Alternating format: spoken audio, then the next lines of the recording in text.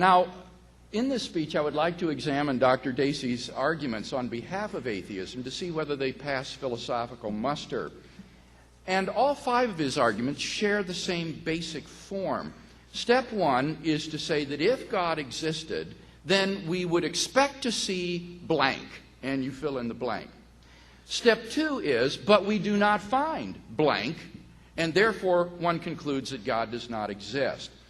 Now, I want to make 2 general comments about this style of argumentation.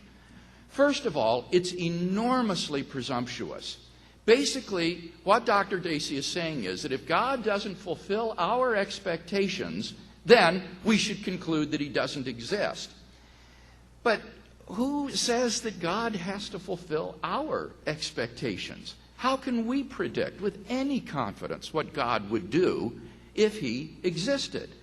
If we find that our expectations aren't met, then isn't it the better part of discretion and humility to re-examine and perhaps revise those expectations? We're simply not in a position to dictate to God that he has to act in accordance with our expectations. Well, what about the second argument based on the success of science? Here the key premise is that if God existed, he would act in the world in ways that science must take into account. Well, again, I think that's plainly false. Miracles, by their very nature, are unpredictable and unrepeatable. But science only deals with predictable and repeatable phenomena. When science confronts an unpredictable or unrepeatable event, then it tends to just ignore it as a scientific anomaly, and thus science takes no cognizance of miracles.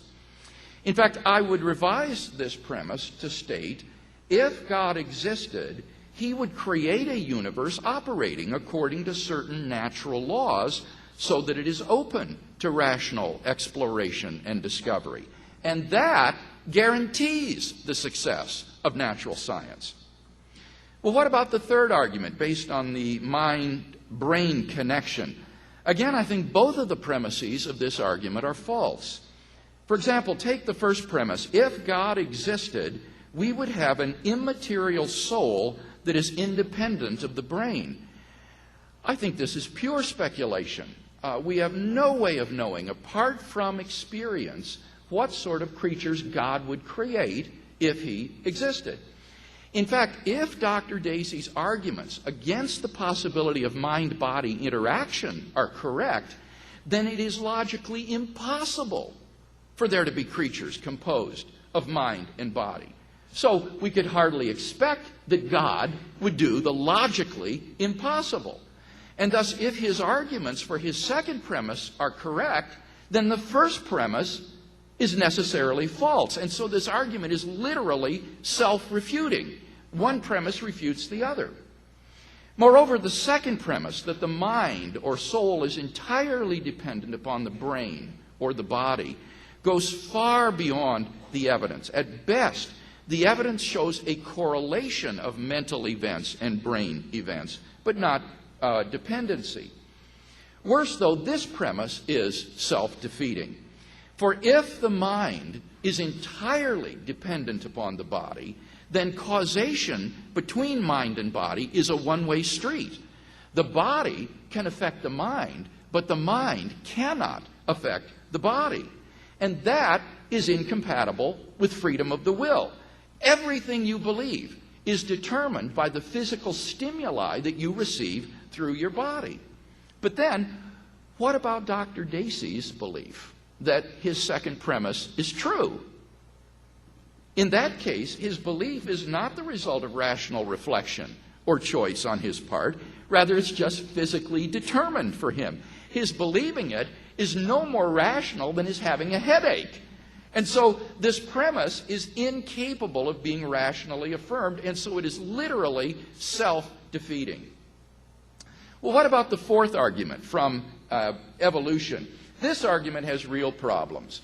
Not only are the premises false, but the argument is logically invalid, so that even if both premises were true, the conclusion still wouldn't follow because the argument violates the rules of logic. To make the argument valid, you have to add an additional premise, 3. All life on Earth is the product of purely naturalistic evolution. You have to add that premise. But that premise goes far beyond the evidence, which at best supports microevolution within various natural kinds.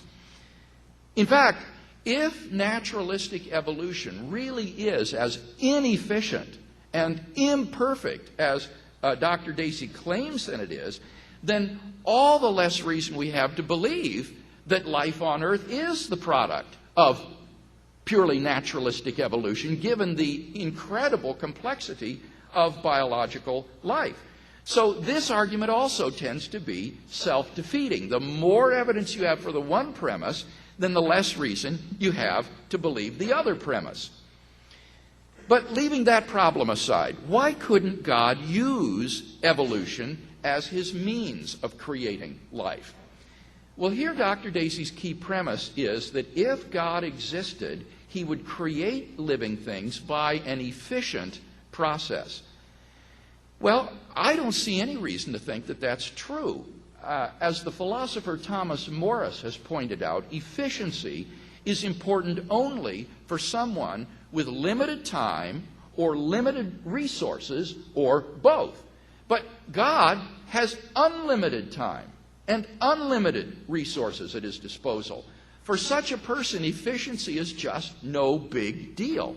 So I don't have any confidence in Dr. Dacey's assumption that God would not use evolution as a means of generating biological complexity.